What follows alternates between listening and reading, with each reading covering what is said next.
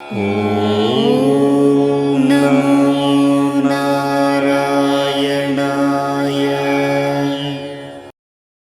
லக்ஷ்மி கடாட்சம் நேயர்கள் அனைவருக்கும் வணக்கம்.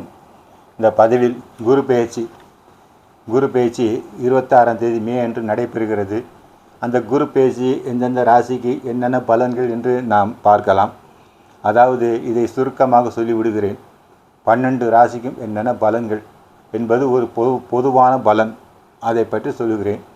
அதாவது மேச ராசி எடுத்துக்கொண்டோமானால் 3ஆம் இடத்தில் சஞ்சரித்த குரு பகவான் இப்போ 4ஆம் இடத்திற்கு செல்லுகிறார். இது பலனாக என்னன்னா, வாழ்க்கையின் தேவைகள் பூர்த்தியாகும். அதன் பிறகு ரிஷபராசி 2ஆம் இடத்தில் இருக்கிற குரு பகவான் 3ஆம் இடத்திற்கு செல்லுகிறார். 3ஆம் இடம் என்பது தைரியஸ்தானம். தைரியம் அதிகரிக்கும், நன்மைகள் கூடும், உங்களுக்கு தன்னம்பிக்கை என்பது அதிகரிக்கும் ரிஷபராசிக்காரர்களுக்கு. அதன் பிறகு 3வது மிதுன ராசி. உங்கள் ராசிக்கு 2ஆம் இடம் குரு செல்லுகிறார். 2ஆம் இடம் என்பது தனஸ்தானம். தன வரவு இருக்கும். வாழ்க்கையில் இருக்கிற இந்த தடைகள்லாம் நீங்கும் மிதுன ராசிக்கு. 4வது கடகம் உங்கள் ராசிக்கு ஜென்மகுரு என்கும்போது சில மாற்றங்கள் ஏற்படும். இடமாற்றம் ஏற்படும், தொழில் மாற்றம் ஏற்படும். உத்தியோகம் பார்த்திங்கன்னா டிரான்ஸ்ஃபர்லாம் வரும். அதுக்கெல்லாம் ஏற்பட வாய்ப்பு இருக்கிறது. கொஞ்சம் மனக்குழப்பங்கள் ஏற்படும். இருந்தாலும் நீங்கள் அதை தெய்வ வழிபாடு செய்தால் இதிலிருந்து நீங்கள் இந்த தடைகள்லாம் உங்களுக்கு குறைய வாய்ப்பு உள்ளது கடகராசிக்காரருக்கு. அடுத்து சிம்ம ராசி பார்த்தோம்னா, உங்கள் ராசிக்கு விரயஸ்தானத்தில் குரு இருக்கிறார். விரயஸ்தானம் என்பது கொஞ்சம் செலவுகள் ஆகும். ஆனால் அது சுப செலவு தான் ஏற்பட வாய்ப்பு இருக்கிறது. வீடு மாற்றம், தொழில் மாற்றம், அதன் பிறகு இதெல்லாம் நடக்கும். ஆனால் நீங்கள் ஜாக்கிரதையாக இருக்க வேண்டும். இந்த ஜாமீன் கையெழுத்தெல்லாம் போடுவது தவிர்க்க வேண்டும் சிம்ம ராசிக்காரர்கள். அடுத்து கன்னி ராசிக்காரர்கள். உங்கள் ராசிக்கு லாபஸ்தானத்தில் குரு இருக்கிறார். அதாவது லாபஸ்தானத்தில் குரு. எனவே உங்கள் வருமானம் அதிகரிக்கும். வாடிக்கையாளர்கள், வியாபாரம் செய்கிறீங்கன்னா உங்களுக்கு வாடிக்கையாளர்கள் நிறைய பேர் வருவாங்க. நல்ல ஒரு குரு பெயர்ச்சியாக உங்களுக்கு அமைந்துள்ளது கன்னி ராசி நேயர்களுக்கு.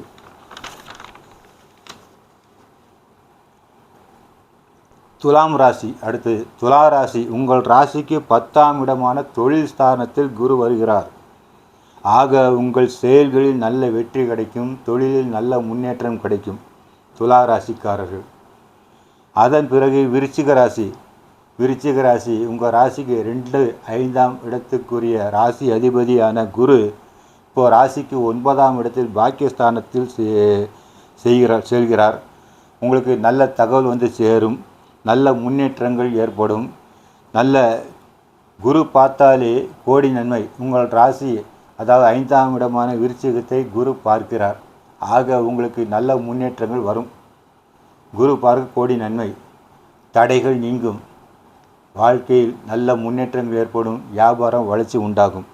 5ஆம் இடமான விருச்சிகத்தை குருவின் நேரடி பார்வையாக கிடைக்கிறது. அதன் பிறகு தனுசு உங்களுக்கு 8இல் குரு உச்சம். 8இல் குரு உச்சம் பெற்றால் எல்லாவற்றிலும் துன்பம் வரும் என்பார்கள். உங்கள் திட்டங்கள் நிறைவேற கொஞ்சம் கஷ்டம் ஏற்படும். நீங்கள் நினைக்கிறதெல்லாம் நடக்காது. ஆனால் நீங்கள் தெய்வ வழிபாட்டினால் இந்த கெடு பலன்கள் உங்களுக்கு குறைய வாய்ப்பு உள்ளது தனுசுக்கார ராசி நேயர்களுக்கு. மகர ராசி என்பது 3, 12க்கு அதிபதி. 3, 12க்கு அதிபதி 7ஆம் இடமான கடகத்தில் உச்சம் பெறுகிறார்.